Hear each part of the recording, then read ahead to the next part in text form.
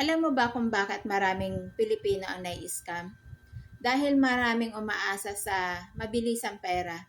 Yung tipong maglalabas ka ng 1,000, kikita ka daw ng 10,000 in a week. Sobrang good to be true pero dahil sa gipit o walang sapat na kaalaman, kumakagat pa rin. Minsan lack of financial education talaga ang dahilan.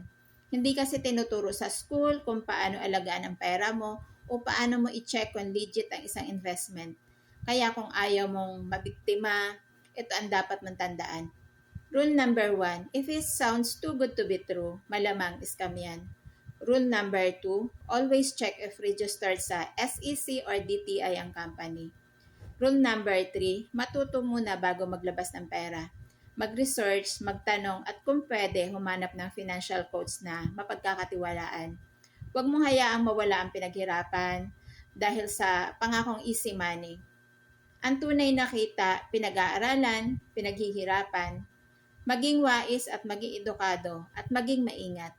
Dahil sa panahon ngayon, ang kaalaman mo ang best investment mo.